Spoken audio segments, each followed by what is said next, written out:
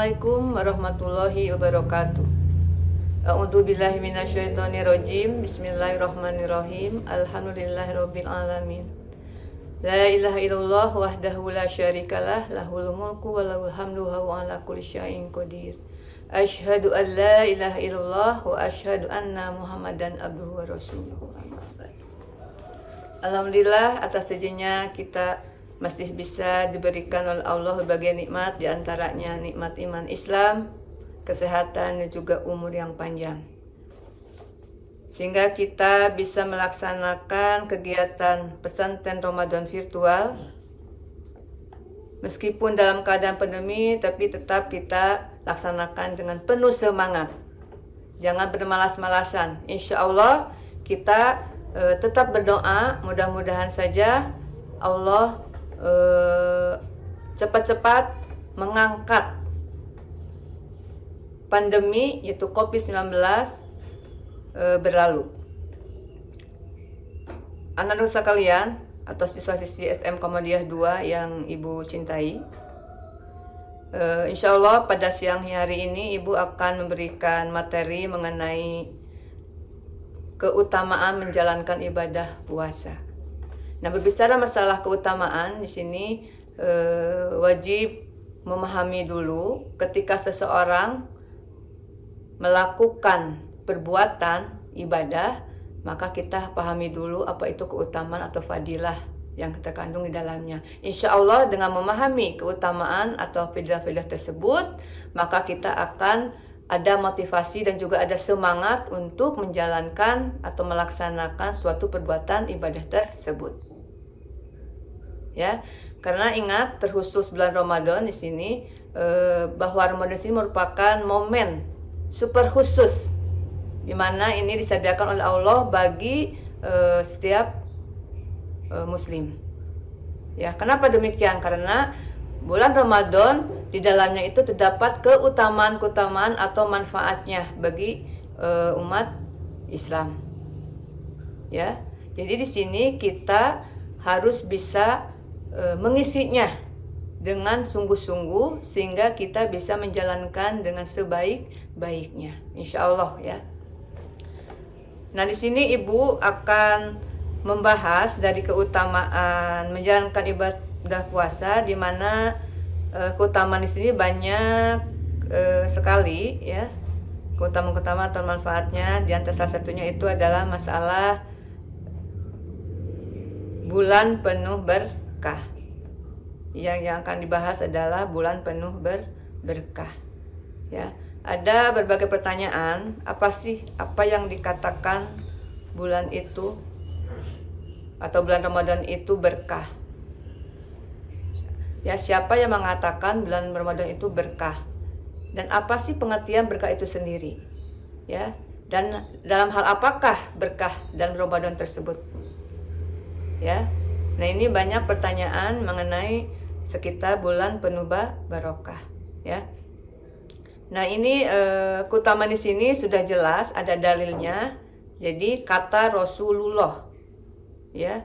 Jadi Rasul sendiri ketika Ramadan tiba itu dengan senang hati, bergembira menyambut bulan Ramadan. Nah, ini menandakan bahwa kita selaku umat Islam juga harus benar-benar menyambutnya dengan baik.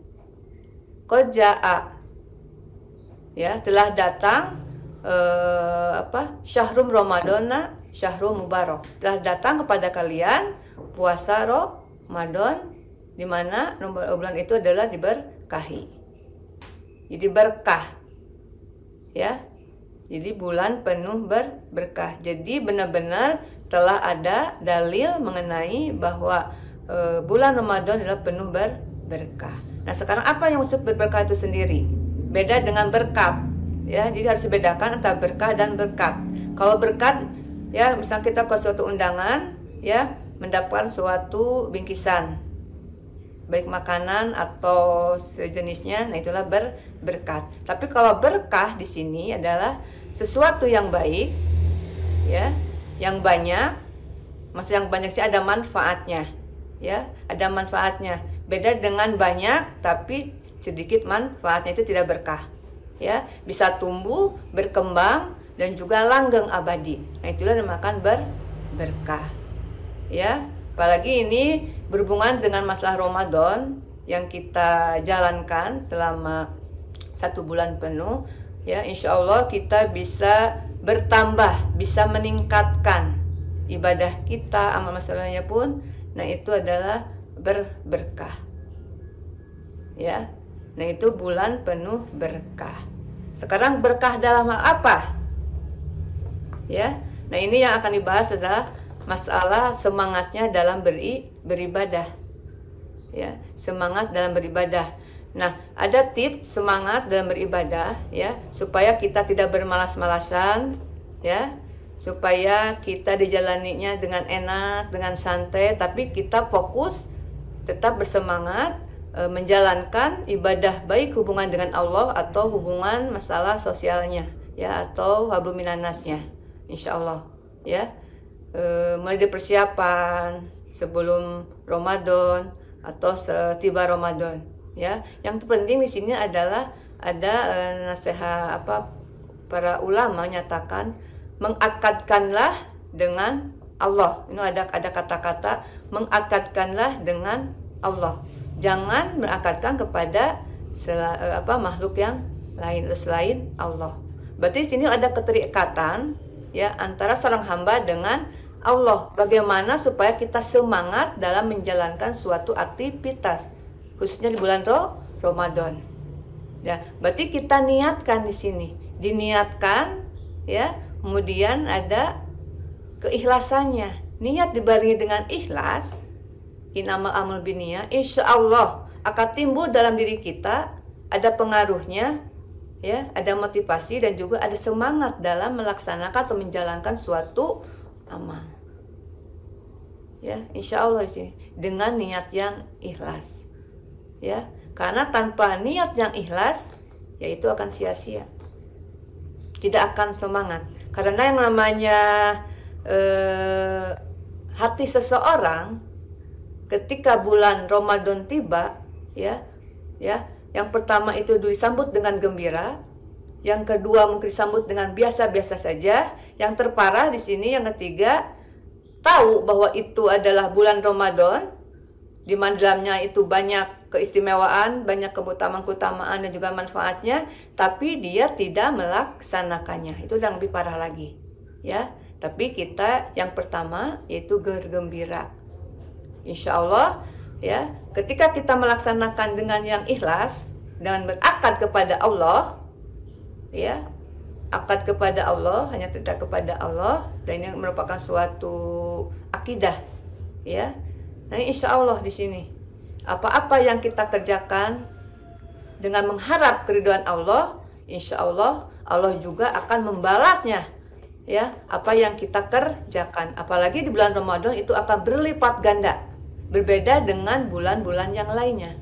Ingat, yang namanya Ramadan di sini adalah bulan yang benar-benar akan dilipat gandakan apa-apa yang kita kerjakan, ya, baik ibadah wajibnya, ibadah sunnahnya, atau ibadah bidah yang berhubungan dengan sosialnya, ya.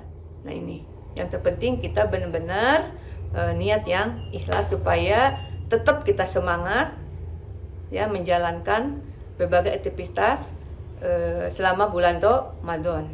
Ya, mudah-mudahan saja tidak hanya di bulan Ramadan, tapi di bulan-bulan berikutnya atau sepanjang tahun kita laksanakan dengan niat yang ikhlas, ya. Nah, itu dalam hal ibadah. Dan juga yang kedua yang akan dibahas itu adalah masalah berkah dalam kebersamaan keluarga. Yang namanya keluarga kita sudah tahu, ya, yaitu terdiri dari ayah, ibu dan juga anak. Ya, dimana orang tua di sini harus bisa mengarahkan, mendidik, membimbing kepada anak-anaknya supaya menjadi anak yang soleh soleha. Apa ciri-ciri berkahnya dalam suatu keluarga itu sendiri? Ya, ciri yang pertama, ya, coba. Ciri yang pertama di sini adalah kekuatan agama. Ini sudah jelas, ya, dengan ada agama di sini, ini sebagai pondasi, sebagai dasar. Sebagai Luqman sendiri menyatakan Ya bunaya, la tusyrik billah, janganlah mensyirikkan kepada Allah. Jadi harus ada dasarnya. Jadi orang tua harus benar-benar ya bisa membimbing ke arah yang lebih baik yang berhubungan dengan agamanya. Jadi harus ada pendidikan yang Islami dalam keluarga. Ya. Dan juga dalam ayat As-Sarim ayat 6, wahai orang beriman, ya, peliharalah dirimu dan keluargamu dari api neraka. Ya, jadi dalam keluarga itu dibentuk dulu, ya, bagaimana untuk pendidikannya, ya, pendidikannya terus agamanya di sini harus dibekali dengan hal-hal yang Islami, ya.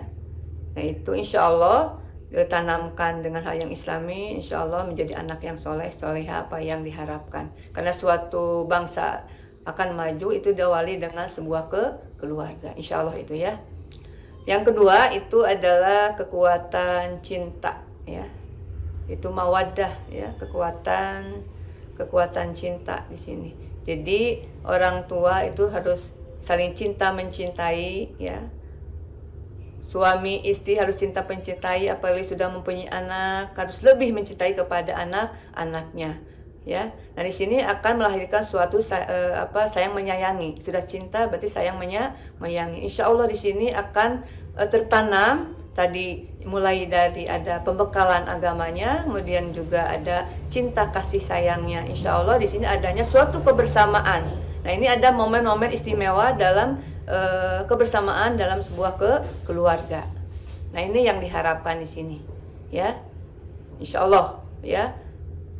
Insya Allah ini ada kebersamaan, apalagi dalam bulan Ramadan di sini yang tadinya tidak bisa berkumpul, tidak bisa berjamaah dalam sebuah lingkungan keluarga, tapi insya Allah dengan adanya suatu bulan Ramadan ini adalah bisa bersama-sama menjalankan ibadah yang benar-benar secara khusyuk, ya.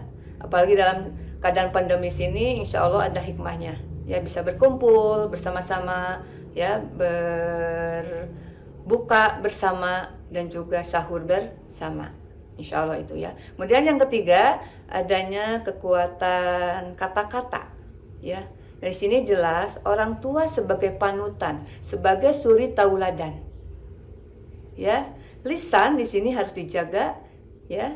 Tidak boleh mengucapkan kata-kata yang benar-benar akan menyakitkan hati orang lain. Ketika kita berbicara, berarti kita harus memikirkan dulu apakah ini, ya, akan menyakitkan orang lain atau tidak.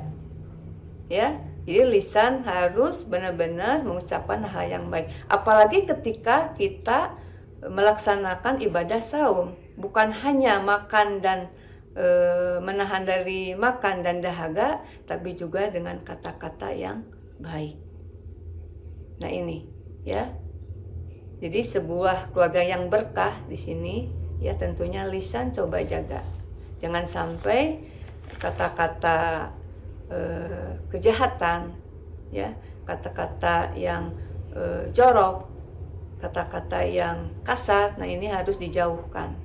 Ya, apalagi berhubungan dengan anak-anak. Maka di sini menjadi suri teladan, ya, orang tua terhadap anak atau bagi anak-anaknya.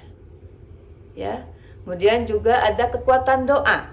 Nah, di sini, ya, kekuatan doa di sini insya Allah kalau ingin hidupnya bahagia dunia dan akhirat, ingin sakinah, mawaddah, warohmah, nah ini, ya, harus banyak-banyak berdoa supaya menjadi anak-anak yang soleh, orang tua menyayangi anak-anaknya, suami menjadi imam, harus menyayangi kepada istrinya.